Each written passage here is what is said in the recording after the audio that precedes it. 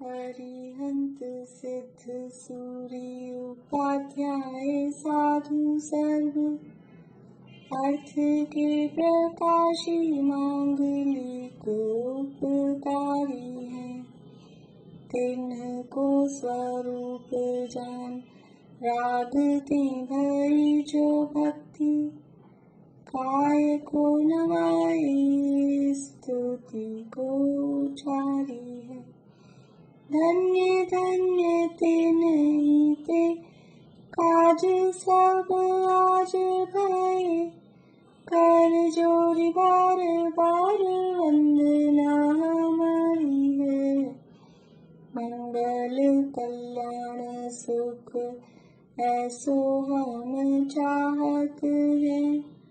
हो मेरी ऐसी दशा जैसी तुम धारी है। हो मेरी ऐसी दशा जैसी तुम धारी है। मंगलमय मंगल करम वीत राग विज्ञान नमो पाहि जाते भये अरहंतादि महान। करि मंगल करि हो महा ग्रंथ करन को काज जाते मिले समाज सब पावे निज पद राज। इस भव तरु का मूल एक जानहु मिथ्या भाव ताको करि निर्मूल अब करिए मोक्ष उपाय करिए मोक्ष उपाय।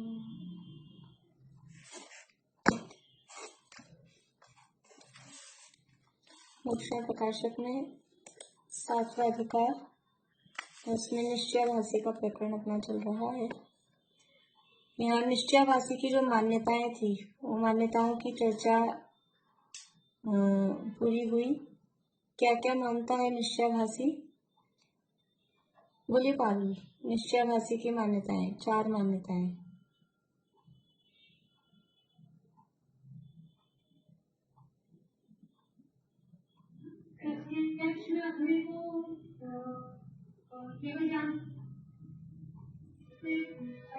केवल ज्ञान का सत्ता मानता है।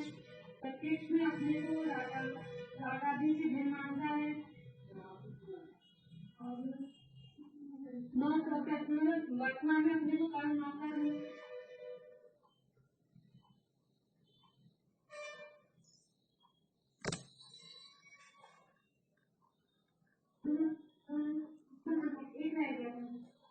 सिद्ध समान अपने को वर्तमान में सिद्ध मानता है।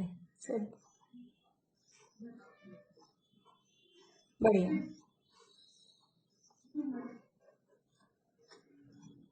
तो ये जो इसकी मान्यताएं थी उसके लिए यहाँ पंडित जी साहब ने कहा, देखिए पेज नंबर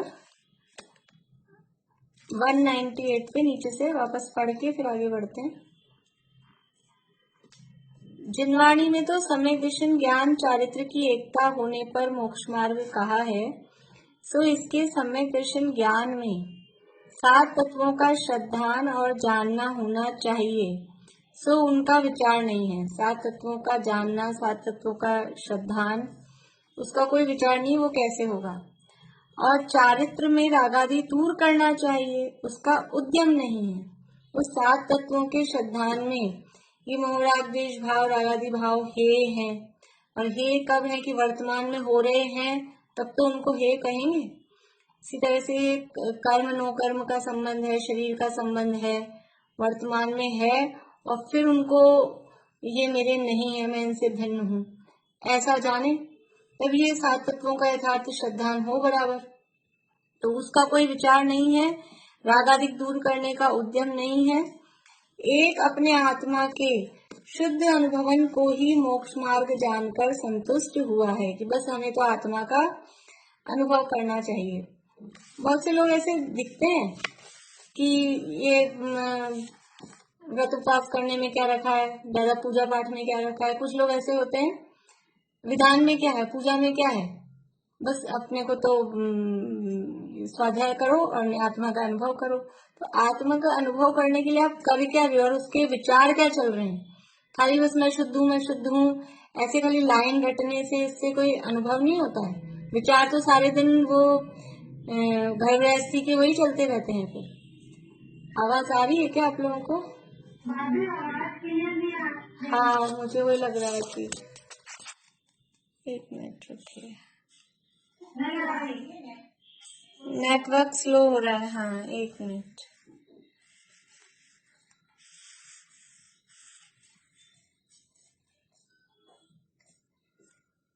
देखिए अब आ तो गया सही, देखते हैं थोड़ी देर और नहीं आएगी तो फिर। तो वो केवल आत्मा के शुद्ध अनुभव को ही मोक्ष मार्ग जानकर संतुष्ट हुआ है। उसका अभ्यास करने को अंतरंग में ऐसा चिंतन करता है। ये अपने को आत्मा का अनुभव करना है तो उसका अभ्यास करने के लिए क्या चिंतन करता रहता है, मैं सिद्ध समान शुद्ध हूँ, केवल ज्ञान आदि सहित हूँ, द्रव्य कर्म नो कर्म से रहित हूँ, परमानंद मैं हूँ, जन्म मरण आदि दुख मेरे नहीं है, इत्यादि चिंतन करता है। तो ऐसे ये पढ़ेंगे तो ऐसा लगता है क्या गलती है इसमें, ऐसा ही तो चिंतन करने के लिए कहते हैं। लेकिन अभिप्राय क्या है उसके अंदर, मान्यता क्या है? मान्यता ये है कि निश्चय का एकांत है उसके। जैसे सांख्य मत का प्रकरण पढ़े कि बौद्ध मत का प्रकरण पढ़े तो ऐसे लगता है, गीता पढ़ो ना, गीता में ऐसी जैसे जो अन्य मतों की और भी चलते हैं दुनिया में, धार्मिक चैनल चलते हैं, उनमें जो जो भी लोग बोलते हैं तो आत्मा का स्वरूप बताएंगे ऐसा ही है। जैसा मैं शुद्ध हूँ, मैं शस्त्र से कटता नहीं हूँ, पानी से गलता नहीं हूँ, तीर से छुपता नहीं हूँ, इस तरह से आत्मा का स्वरूप वो गीता में भी ऐसा बताया। तो ऐसा लगेगा कि ऐसा लगता है अपने को कि क्या गलत है, सही तो बता रहे हैं। आत्मा का यही तो स्वरूप है कि आत्मा कर्म चक्षु से दिखता नहीं है, तीर से छिपता नहीं है, पानी से गलता नहीं है, और जो जो भी है ये सारी स्थितियां वो सही लगती है। लेकिन वो केवल एक पक्ष को, एकांत से वो उस पक्ष को मानते हैं, इसलिए वो मिथ्या है। सांख्य मत का जो प्रसंग है, गीता का जो प्रकरण है, वो एकांत से उसको मानते हैं। अभी आ रही आवाज बराबर आ रही? एकांत से वो केवल उसी पक्ष को मानते हैं, वो दूसरी चीज है, पर्याय पक्ष भी है, उसको वो मानते ही नहीं है, इसलिए वो गलत है।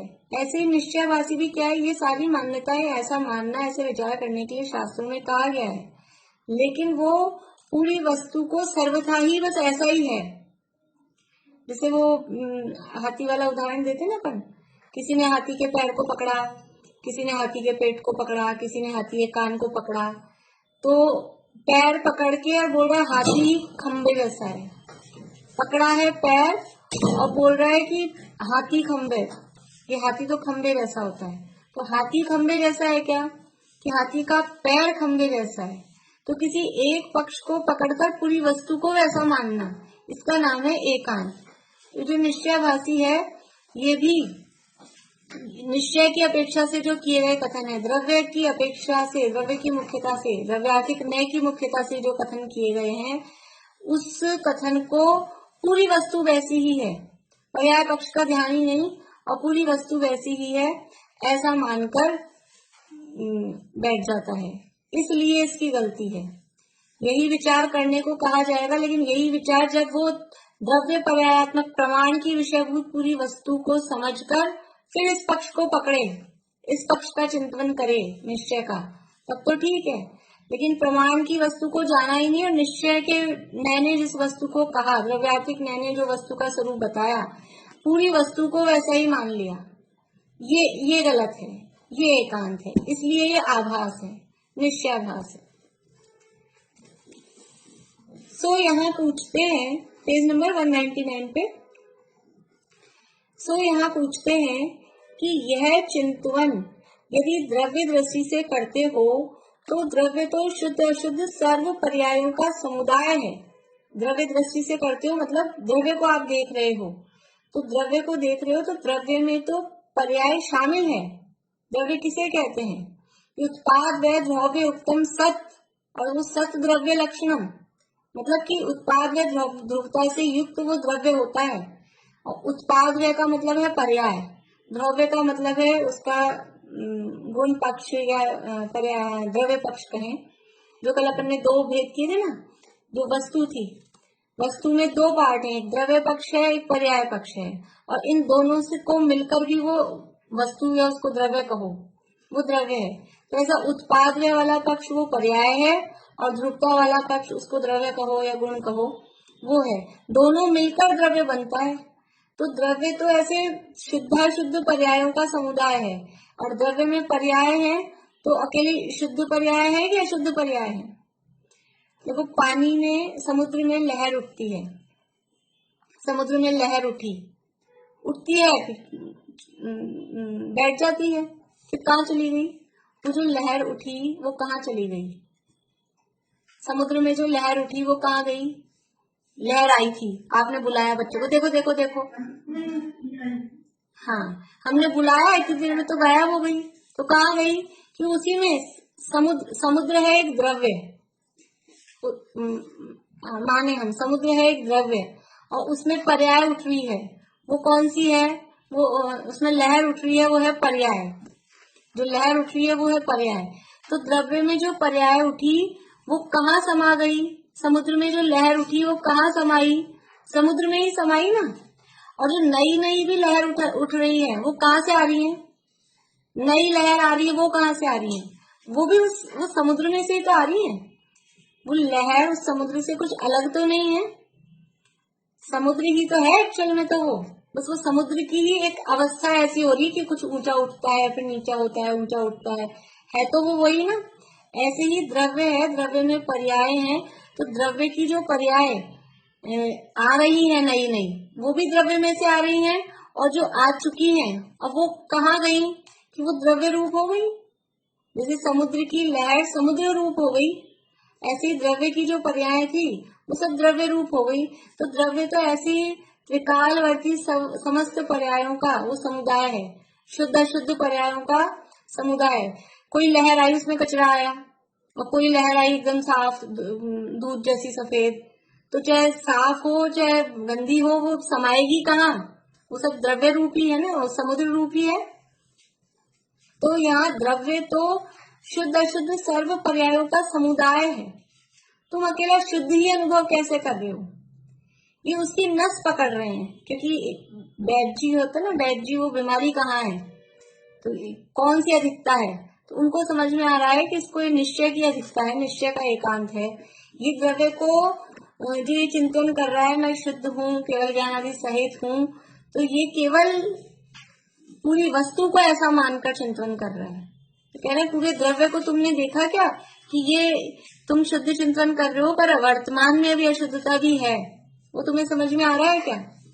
और समुद्र में लहर आई, समुद्र में लहर आ रही है, ऊपर से समुद्र में हलचल दिखाई दे रही है, लेकिन अंदर से समुद्र कैसा है? अंदर से एकदम शांत है। कचरा दिखाई दे रहा है, वो कचरा कहाँ है? ऊपर ऊपर है। समझ लीजिए कुआं होता है, कुएं में से पानी लेते हैं, तो कुएं के ऊपर ऐसे काई जमी हुई दिखाई देती है, तो ऊपर अशुद्धता है, काई जम रही है। लेकिन जिनको पानी चाहिए होता है, जिनको पता है, नॉलेज है, तो वो घबराते नहीं है। कोई तो देख के रहे तो एकदम गंदा है, पानी कैसे लेंगे, लेकिन वो जानते हैं कि अंदर ये पानी साफ है। अशुद्धता दिखाई दे रही है, अशुद्धता भी है, और अंदर पानी साफ है, वो भी जानते हैं, दोनों बातों को जानते हैं। अब कोई केवल साफ साफ को समझे और अशुद्धता को स्वीकार ही नहीं करे तो भी गड़बड़ है, और शुद्धता को नहीं माने और अशुद्धता को ही देखे तो वो शुद्धता को वो पानी को प्राप्त ही नहीं कर पाएगा। तो कह रहे हैं कि द्रव्य तो शुद्ध अशुद्ध सर्व पर्यायों का समुदाय है, तुम शुद्ध ही अनुभवन किस लिए करते हो, और पर्याय दृष्टि से करते हो तो तुम्हारे वर्तमान अशुद्ध पर्याय है। कोई कहे कि हाँ हम शुद्ध शुद्ध पर्यायों का समुदाय मान रहे हैं और हम पर्याय नहीं मान रहे हैं, हम द्रव्य ये जो चिंतन कर रहे हैं कि शुद्ध हूँ, तो हम द्रव्य पर्याय दोनों अपेक्षा से मान रहे हैं। तो अगर द्रव्य पर्याय दोनों अपेक्षा से मान रहे हो, वो कहे कि मैं एकांत से नहीं मान रहा हूँ, मैं द्रव्य पर्याय दोनों अपेक्षा से मान रहा हूँ, तो ठीक है, द्रव्य में तो शुद्धता समझ में आ रही है, पर्याय कहाँ शुद्ध है जो शुद्ध चिंतन कर रहे हो। अगर दोनों अपेक्षा से मान रहे हो तो पर्याय तो अशुद्ध दिखाई दे रही है, तो शुद्ध चिंतन कैसे कर रहे हो। तो पर्याय दृष्टि से करते हो तो तुम्हारे तो वर्तमान अशुद्ध पर्याय है, तुम अपने को शुद्ध कैसे मानते हो। वर्तमान में अशुद्ध पर्याय, देखो वर्तमान पर्याय भी एक जो अपनी गाथा आती है ना प्रवचन सार की, प्रवचन सार की 80वीं गाथा है, जो जानदी अरहंतम दवत्त गुणत्त पज्जयत्तेहिम सो जानदी अपाणम मोह खलु जाति तस्य लयम। वहां पर द्रव्य गुण पर्याय से अनंत भगवान से अपना मिलान किया, तो वहां अनंत भगवान की और अपना द्रव्य समान, गुण समान और पर्याय भी समान, वहां ऐसा सिद्ध किया। लेकिन वहां पर्याय किस अपेक्षा से समान बताई है, वो अपेक्षा अलग है। वो अपेक्षा का मतलब भी, अपेक्षा का मतलब न्याय, वो कथन करने की किस अपेक्षा से कैसे समानता बता रहे हैं। जैसे पीछे उदाहरण दिया था, राजा और रंक समान है कि नहीं, समान है।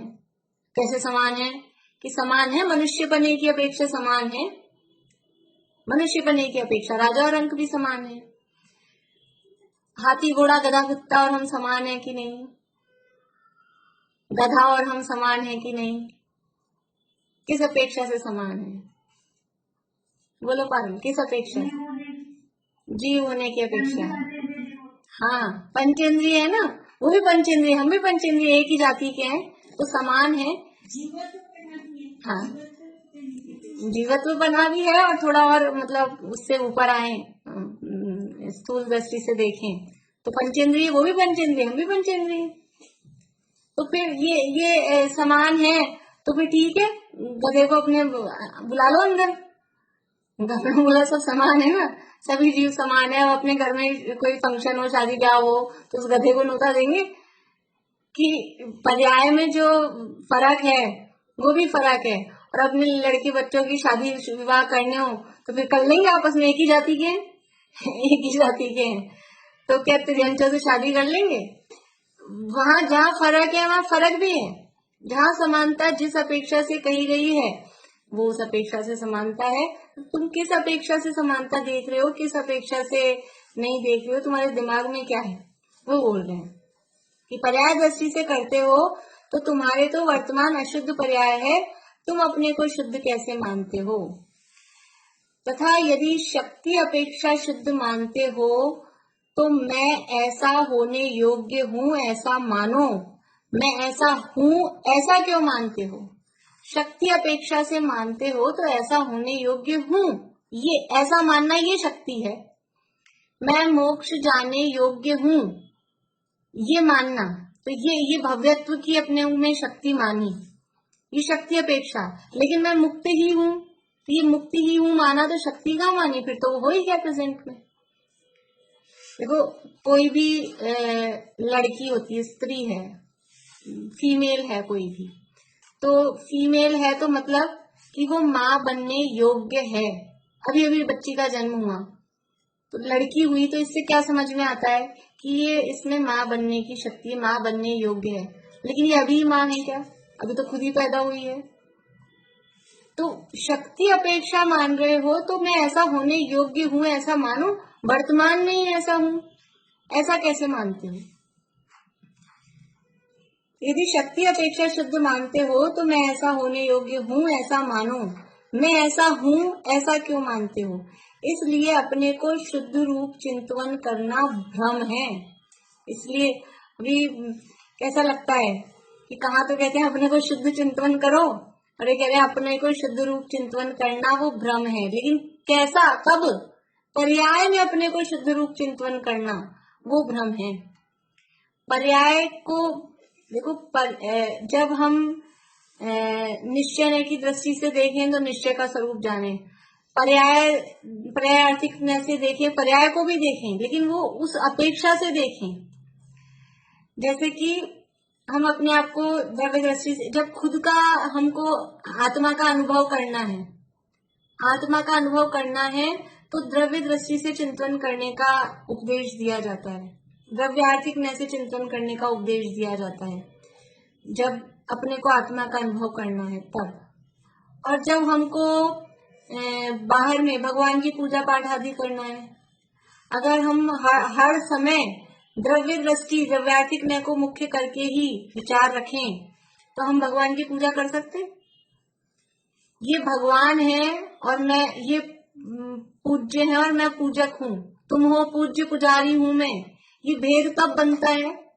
ये भेद कब बनता है? जब पर्यायों को देखें तभी तो ये भेद बनता है।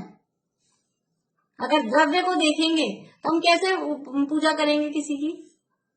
जैसे तुम वैसे मैं, जो निगोद में सोई मुझ में सोई मोक्ष में जा, तो कौन पूजा करे और किसकी पूजा करे? जब सभी बराबर हैं, सभी बराबर हैं, अभी एक ही क्लास के बच्चे हों, जैसे अपन बच्चों को कहते हैं कोई आए घर में या बड़े हैं, इनको प्रणाम करो, इनको ढोक दो, तो ठीक है। और बराबर वाले को कहें, उसी क्लास का बच्चा आए, आज से भी बर्थडे, इसको ढोक दे, तो हम बराबर क्या है, को ढोक देंगे? क्यों देंगे? नहीं देंगे। तो जब आप और मैं सब बराबर हैं, सब समान हैं, जो निगोद में सोई मुझ में सोई मोक्ष में जा, तो क्यों पूजा करें, किसकी पूजा करें? तो पर्याय को भी देखना पड़ेगा। ये पूज्य पूजक का व्यवहार ये पर्याय से बनेगा।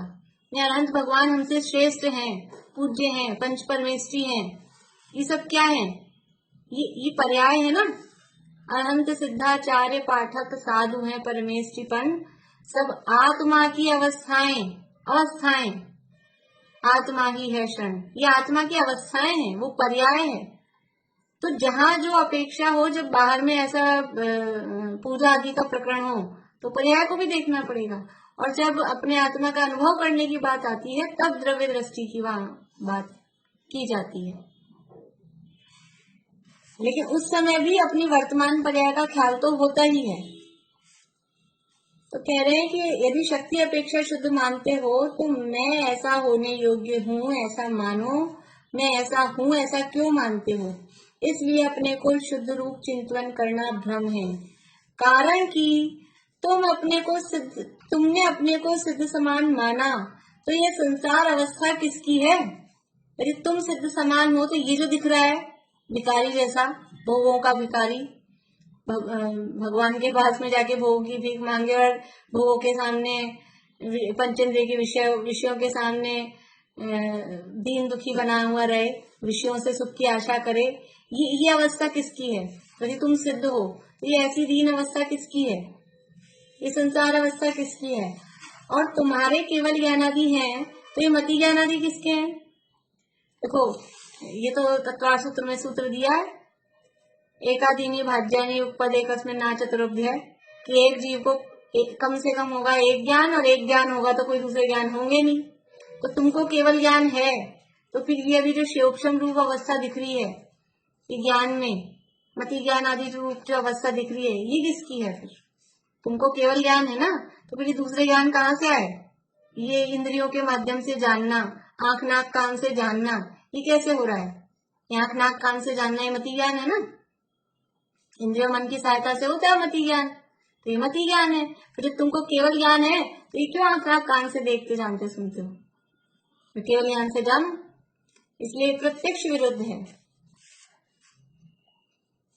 तो तुम्हारे केवल ज्ञानादि है तो मति ज्ञानादि किसके हैं? और द्रव्य कर्म नो कर्म रहित हो तो ज्ञानादि की व्यक्तता क्यों नहीं है? यदि समस्त कर्मों से रहित हो, सिद्ध है, उत्तरविध कर्म मल रहित वर्जित, तीनों कर्मों से रहित हैं, द्रव्य कर्म भाव कर्म नो कर्म से, तो फिर तुम्हारे पूरे ज्ञान सब व्यक्त क्यों नहीं है? कुछ बात पता लगती है, कुछ बात नहीं पता लगती है, कुछ जान पाते हो, कुछ नहीं जान पाते हो। और ये नो कर्म से रहित है तो ये क्यों लिपटा दिख रहा है ये शरीर, और इतना सारा आडंबर, करोड़ों का बैंक बैलेंस, वो सब किसका है? अगर तुम नो कर्म से रहित हो, द्रव्य कर्म से रहित हो, तो ये सब क्यों है? द्रव्य कर्म नो कर्म रहित हो तो ज्ञानादि की व्यक्तता क्यों नहीं है? परमानंद में ये ऊपर जो दिए थे ना, ये ऐसा ऐसा चिंतन करता है, उस एक एक पॉइंट को उठा के बोल रहे हैं, समझ में आया? ऊपर जो इसी 199 पेज पे जो दूसरी लाइन थी, मैं सिद्ध समान शुद्ध हूँ, तो यहाँ उसका निराकरण किया। अपने को सिद्ध समान माना तो ये संसार अवस्था किसकी है? फिर केवल ज्ञानादि सहित हूँ, तो आगे कह रहे हैं कि तुम्हारे केवल ज्ञानादि हैं, तो मति ज्ञानादि किसके हैं। फिर तीसरा पॉइंट था द्रव्य कर्म नो कर्म रहित हूँ, तो द्रव्य कर्म नो कर्म रहित हो तो ज्ञानादि की व्यक्तता क्यों नहीं है। फिर परमानंद में हूँ, तो परमानंद में हो तो कर्तव्य क्या रहा, जो अभी तुम पूरे आनंद में हो, सुखी हो, तो फिर करने योग्य क्या रहा, क्योंकि जे त्रिभुवन में जीवनंत सुख चाहे दुख ते भयवंत। सुबह से उठ के कोई भी व्यक्ति, कोई भी जीव क्या काम करता है, किस लिए काम करता है, जो भी कुछ प्रयास चल रहे हैं वो किस लिए होते हैं, कि सुख की प्राप्ति के लिए। अब तुम अभी परमानंद में हो तो अब तुम्हें करना क्या रहा, ये अपने परमानंद में रहो। फिर क्यों उठते हो, बैठते हो, खाते हो, पीते हो, चलते हो, फिरते हो, ये सब काम क्यों करते हो। जो परमानंद रूप है उसको तो कुछ करना ही नहीं बाकी रहता है। तो परमानंद में हो तो अब कर्तव्य क्या रहा। फिर ऊपर कहा कि जन्म मरणादि दुख मेरे नहीं है, तो ये कह रहे हैं जन्म मरणादि दुख नहीं है तो दुखी कैसे होते हो, तुम्हारे जन्म मरण कोई दुख नहीं है ऐसा तुम कह रहे हो, तो दुखी तो दिखाई देते हो, दुखी तो दिखाई देते हो। इस तरह के लोग होते हैं, ये जैसे इस तरह की बातें करते हैं निश्चय भास वाले, कि आत्मा तो खाता नहीं है, पीता नहीं है, आत्मा का तो जन्म नहीं होता है, मरण नहीं होता, ऐसी बात करेंगे 1 घंटे तक और फिर डाइनिंग टेबल पे जाके बैठ जाएंगे। तो अभी तो तुमने कहा था आत्मा खाता पीता नहीं है, फिर खाने क्यों गए। अभी कह रहे हो मैं परमानंद में हूँ और मेरे कोई ये जन्म मरण आदि दुख नहीं है, फिर दुखी तो दिखाई दे रही है। जन्म मरण भी तो होता हुआ दिखाई दे रहा है। ये जन्म किसका हुआ था और ये मरण होगा, ये किसका होगा। ये जन्म मरण आदि दुख नहीं है कैसे बोल रहे हो, साफ साफ सब दिखाई दे रहा है प्रत्यक्ष इस तरह की अवस्था, उसको नकार कैसे सकते हैं। इसलिए अन्य अवस्था में अन्य अवस्था मानना भ्रम है। अन्य अवस्था मतलब ये दुख रूप अवस्था है, उसमें तुम सुख रूप अवस्था मान रहे हो। संसार अवस्था है उसमें सिद्ध मान रहे हो। मति ज्ञानादि रूप अवस्था है उसमें केवल ज्ञानादि मान रहे हो। कर्म नो कर्म से सहित हो और अपने आप को कर्म नो कर्म से रहित मान रहे हो। अन्य अवस्था में अन्य अवस्था मानना ये भ्रम है, ये भ्रम है और कुछ नहीं है। तो भ्रम है उसके लिए शब्द क्या दिया है, आभास। भ्रम को आभास बोलते, हमको ऐसा आभास हुआ कोई है तो भ्रम। तो ये निश्चय का तुम्हें भ्रम हुआ है, तुम्हारा निश्चय प्रकट नहीं हुआ, निश्चय का श्रद्धान भी नहीं हुआ, निश्चय का भ्रम हुआ है, निश्चय आभास हुआ है, इसलिए मिथ्या दृष्टि हो। यहाँ कोई कहे कि शास्त्र में शुद्ध चिंतन करने का उपदेश कैसे दिया है। आप बहुत हमको डांट रहे, फटकार रहे हो, चाहे जो कुछ भी बोल रहे हो, मर्जी आई जो भी बोल रहे हो, कि शास्त्रों में कहा है शुद्ध चिंतन करने के लिए। शास्त्रों में शुद्ध चिंतन करने का उपदेश कैसे दिया है। उत्तर, एक तो द्रव्य अपेक्षा शुद्धपना है, एक पर्याय अपेक्षा शुद्धपना है। शुद्धता 2 प्रकार की है, क्योंकि जो वस्तु है, जो द्रव्य है, उसके 2 पक्ष हैं, एक द्रव्य पक्ष है, एक पर्याय पक्ष है।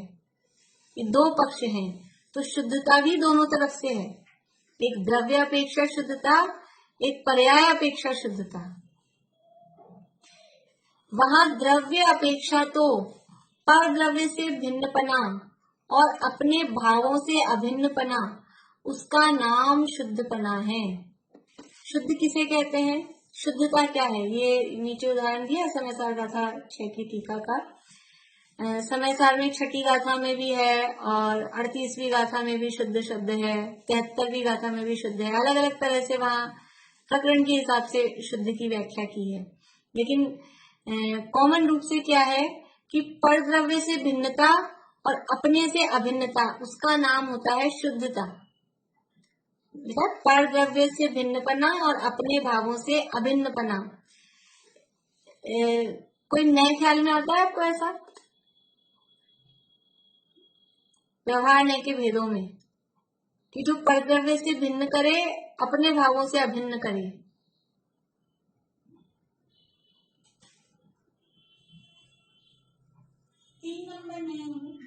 हाँ, 3 नंबर और 4, मतलब जो सद्भूत व्यवहार है, सद्भूत व्यवहार है, 3 और 4 दोनों आएंगे। सद्भूत व्यवहार क्या करता है कि परद्रव्य से भिन्न करता है, लेकिन अपने जो भी भाव हैं, चाहे विकारी हो चाहे निर्विकारी हो, चाहे गुण भेद हो, उससे अभिन्न बताता है। तो वो सद्भूत व्यवहार का जो दूसरा नाम है, सद्भूत नहीं, अनुपचरित सद्भूत व्यवहार ने और उपचरित सद्भूत व्यवहार ने दो भेद हैं। तो अनुपचरित सद्भूत व्यवहार ने के लिए नाम दिया है, नए चक्र जो मूल ग्रंथ है ना, उनमें नाम दिया है शुद्ध सद्भूत, और उपचरित सद्भूत के लिए नाम दिया है अशुद्ध सद्भूत। तो वहां शुद्ध सद्भूत क्यों कहा और वहां अशुद्ध सद्भूत क्यों कहा? कि जो परद्रव्य से भिन्न कर रहा है और अपने भावों से, अपने गुण भेद, अपनी निर्मल पर्याय से अभिन्न कर रहा है, उसका नाम है शुद्ध सद्भूत। तो शुद्धता क्या है? कि परद्रव्य से भिन्नता, अपने से अभिन्नता, उसका नाम शुद्धता है। एक समय सार में जयचंद्री छाबड़ा साहब प्रत्येगात्मा, ये जो पहला दूसरा ही कलश है, अनंत धर्मणस्तत्वं पश्यन्ति प्रत्येगात्मनः अनेकांतमयी मूर्ति नित्यमेव प्रकाशताम्, बहुत बार जिनवाणी स्तुति के रूप में बोलते हैं। तो प्रत्येगात्मा, प्रत्येगात्मा का क्या अर्थ करते हैं? कि परद्रव्य से, परद्रव्य के भावों से और उसके निमित्त से होने वाले अपने विकारी भावों से भिन्नपना, उसका नाम है प्रत्येगात्मा, मतलब शुद्ध आत्मा। वो शुद्ध आत्मा का स्वरूप क्या है? शुद्ध कैसे है? परद्रव्य से भिन्न है, परद्रव्य के भावों से भिन्न है और परद्रव्य के निमित्त से होने वाले अपने विकारी भावों से भी भिन्न है। तो यहाँ तो अभी जो विकारी भाव है उसकी बात नहीं लेना, लेकिन परद्रव्य से भिन्न, पर भावों से भिन्न, परद्रव्य के भावों से भिन्न। तो परद्रव्य से भिन्नपना और अपने भावों से अभिन्नपना, उसका नाम शुद्धता है। द्रव्य की शुद्धता का विचार कर रहे हो, शुद्धता का मतलब क्या है? परद्रव्य से भिन्न, जिसकी भी बात हम कर रहे हैं, द्रव्य की बात कर रहे हैं, तो जिस द्रव्य की बात कर रहे हैं उससे अलग द्रव्यों से वो भिन्न है और उन अलग द्रव्यों के जो भाव हैं उनसे भी भिन्न है, और अपने जो भी उस द्रव्य के भाव हैं, जिस भी द्रव्य की बात हम कर रहे हैं, उसके द्रव्य के भावों से वो अभिन्न है। तो जीव की बात करेंगे तो जीव है, तो जीव की शुद्धता क्या है? कि जीव अन्य जो द्रव्य हैं, पुद्गल आदि द्रव्यों से भिन्न है और जीव के जो भाव हैं वो उससे अभिन्न है। ज्ञान दर्शन से प्रिय भाव मतलब उसके जो गुण हैं, उसके जो पर्याय हैं, उससे अभिन्न है, उसका नाम शुद्धता है। तो द्रव्य अपेक्षा से तो परद्रव्य से भिन्नपना और अपने भावों से अभिन्नपना, उसका नाम शुद्धपना है। और पर्याय अपेक्षा से शुद्धपना क्या है? पर्याय अपेक्षा से शुद्धपना क्या है?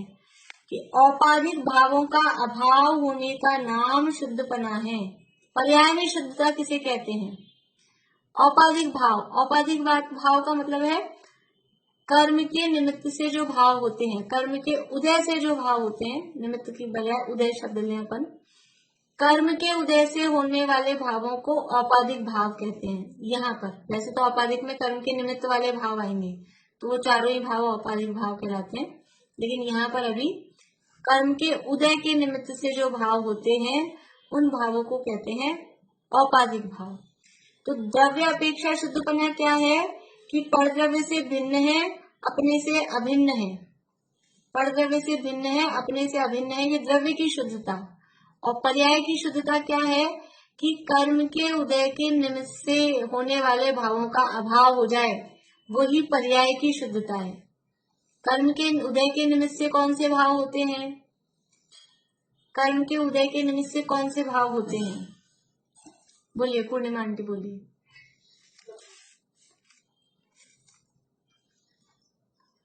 म्यूट हो गया, आप अनम्यूट करिए फिर से। हाँ, औदैहिक भाव जैसे कौन कौन से हैं?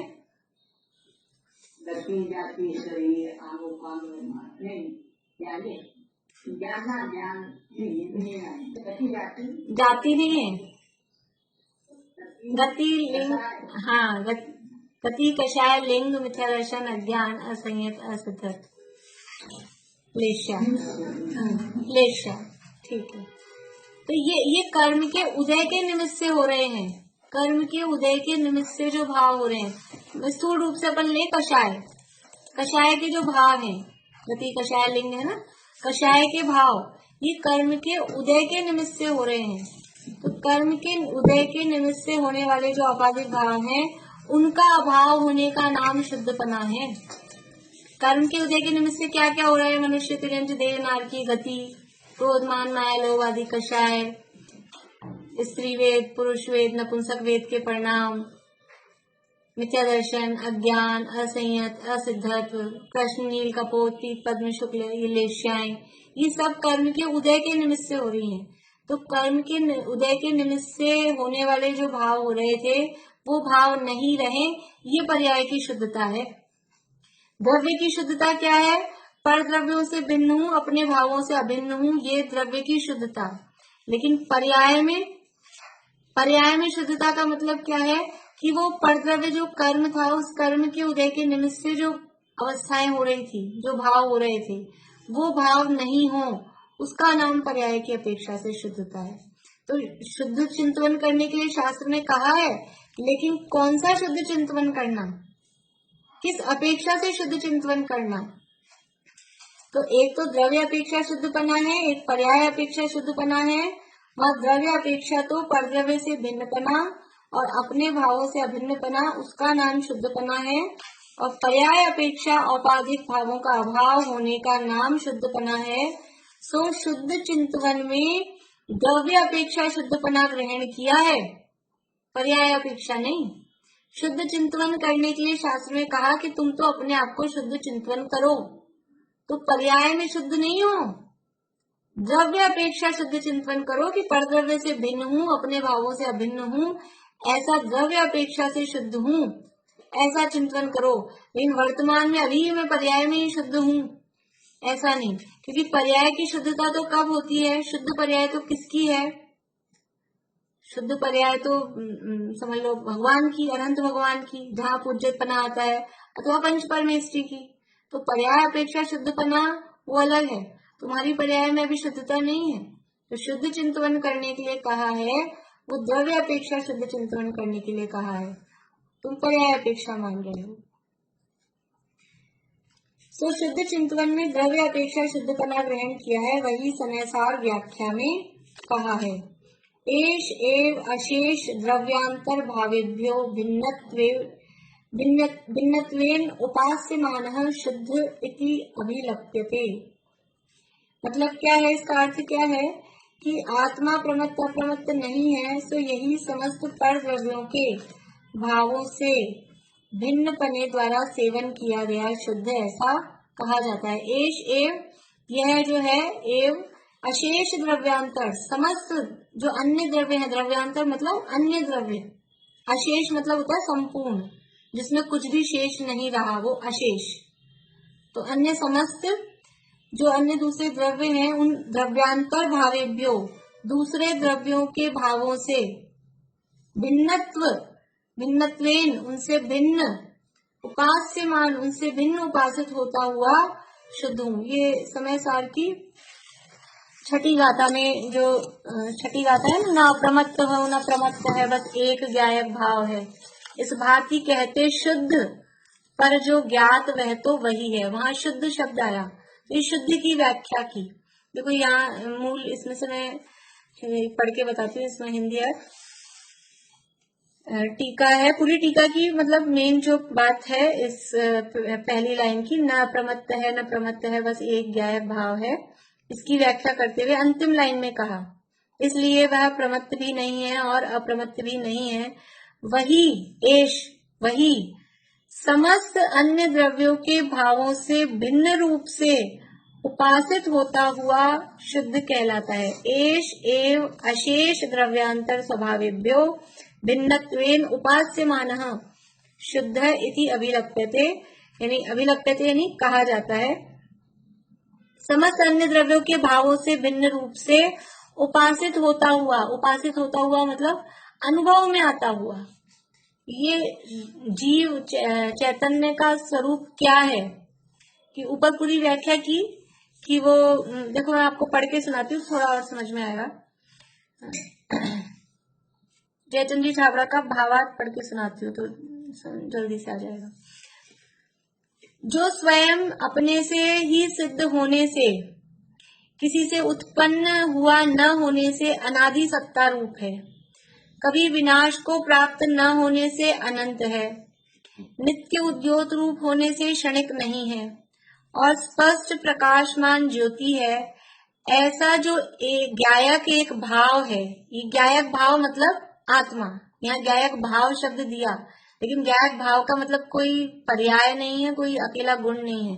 ज्ञायक भाव शब्द दिया है वो शुद्धात्मा के लिए। ऐसा एक ज्ञायक भाव है, मतलब क्या है, जो अनादि है, अनंत है, क्षणिक नहीं है, ऐसा जो शुद्धात्मा है वह संसार की अवस्था में अनादि बंध पर्याय की निरूपणा यानी अनादि बंध पर्याय की अपेक्षा से क्षीर नीर की भांति कर्म पुद्गलों के साथ एक रूप होने पर भी, देखो यहाँ पर भी जो शुद्ध अनुभव करने को कहा है ना, कहीं भी शुद्ध अनुभव करने को कहा हो तो वो दूसरे पक्ष को छोड़ दिया हो, ऐसा नहीं है। पहले ये पक्ष रखा कि अनादि बंध पर्याय से, अनादि काल से संसार में है, कर्मों के साथ बंधन में है, और एक कर्मों के साथ में क्षीर नीर की भांति, दूध और पानी की जैसा एक मेक होने पर भी द्रव्य के स्वभाव की अपेक्षा से देखा जाए तो दुरंत कषाय चक्र के उदय की यानी कषायों के उदय की विचित्रता के वश से प्रवर्तमान पुण्य पाप को उत्पन्न करने वाले समस्त अनेक रूप शुभाशुभ भाव उनके स्वभाव रूप परिणमित नहीं होता। यानी मतलब क्या है कि अनादिकाल से संसार रूप अवस्था है, अनादिकाल से कर्मों का संबंध होने पर भी, ये पर्याय की स्थिति बताई, ऐसा होने पर भी द्रव्य स्वभाव से देखा जाए तो ये कषाय भाव और ये सब संसार की अवस्था दिख रही है, लेकिन फिर भी वो उस रूप नहीं होता। ये जो ज्ञायक भाव है, ये जो द्रव्य स्वभाव है, वो उस रूप नहीं होता। वो कभी जैसे कषाय आ रही हैं, कषाय हो रहे हैं, कर्मों के उदय आ रहे हैं, लेकिन जीव उन कर्म रूप भी नहीं होता और कर्म के उदय में जो भाव आए उतने भाव रूप भी नहीं होता। वो तो स्वभाव से जो ज्ञायक भाव है वो ज्ञायक ही रहता है, ऐसा यहाँ ये बात बता रहे हैं। तो अनेक शुभाशुभ भाव उनके स्वभाव रूप परिणमित नहीं होता, ज्ञायक भाव से जड़ भाव रूप नहीं होता, इसलिए वह प्रमत्त भी नहीं है और अप्रमत्त भी नहीं है। वही समस्त अन्य द्रव्यों के भावों से भिन्न रूप से उपासित होता हुआ शुद्ध कहलाता है। तो शास्त्र में जो शुद्ध चिंतन करने का उपदेश दिया है वो ऐसा शुद्ध चिंतन करने का उपदेश दिया है, द्रव्य अपेक्षा से शुद्धता का चिंतन करने को, पर्याय में शुद्ध हूँ ऐसा चिंतन करने के लिए नहीं कहा है। तो ये यहाँ कहा कि समस्त परद्रव्यों के भावों से भिन्न पन्ने द्वारा सेवन किया गया शुद्ध, ऐसा कहा जाता है। तथा वहीं ऐसा कहा, 73वीं गाथा का भी है, कल अपन इसको और लेंगे, छठी गाथा वाले को भी भावार्थ से थोड़ा और विशेष लेंगे, और फिर 73वीं गाथा का भी मैं यहाँ PDF चला लूंगी कल, तो आप लोगों को भी पढ़ने में आसानी रहेगी। शुद्ध की क्या व्याख्या की गई है समय सार में, तुम ये निश्चयाभासी वो किस अपेक्षा से उसको गलत ग्रहण कर रहा है वो यहाँ पर बताया गया है। हम सभी अपने द्रव्य स्वभाव से अपने आप को शुद्ध स्वीकार करके शुद्ध चिंतन करें और शुद्धता को प्राप्त करें, इसी भावना से भी यही पूरा करते हैं। प्रमत्त अप्रमत्त का मतलब यहाँ गुणस्थान से समझना। अभी प्रमत्त मतलब 1 से 6 गुणस्थान और अप्रमत्त मतलब 7 से 14 गुणस्थान। उसके अलग अलग अनेक अर्थ किए हैं प्रमत्त अप्रमत्त के, पर अभी स्थूल रूप से इतना समझना कि वो तो छठी गाथा की व्याख्या करेंगे जो अलग अलग से विशेष रूप से। 7 से 14 है मतलब गुणस्थानों से अतीत हूँ। 1 से 6 वो प्रमत्त के अंतर्गत आ जाते हैं, 7 से 14 अप्रमत्त। तो मैं प्रमत्त अप्रमत्त नहीं हूँ, मैं किसी भी गुणस्थान वाला नहीं हूँ, क्योंकि गुणस्थान भी है वो पर्याय रूप अवस्था है। मग्गण गुण ठाणे ही है 14 ही हवंती तह अशुद्ध नया, ये गुणस्थान वाला भी जीव को कहना ये अशुद्ध न है, व्यवहार न है।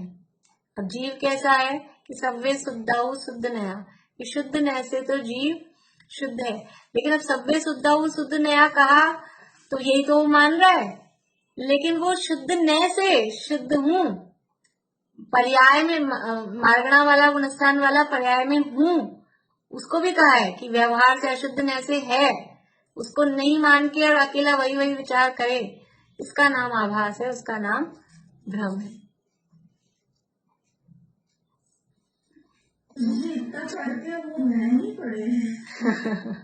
यही तो बात है, नए पढ़े और नयों की अपेक्षाएं समझे।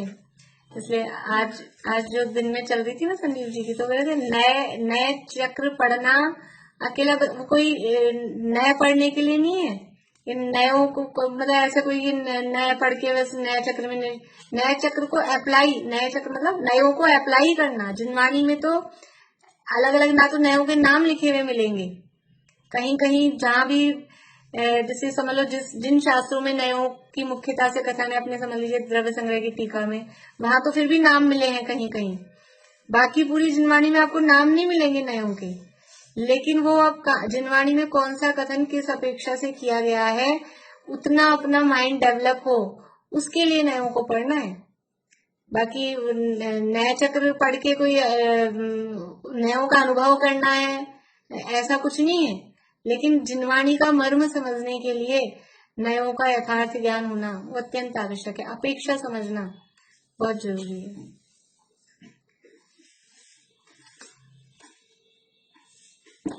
जिनवाणी में आचार्य जो एक कथन एक अपेक्षा से कर लेते, उसी कथन को दूसरी अपेक्षा से दूसरी तरह कर देते। हाँ, एक ही। हाँ, हम लोग तो भ्रमित हो जाते हैं, अभी तो ये कह रहे थे। इसीलिए अपेक्षाओं को समझना बहुत जरूरी है।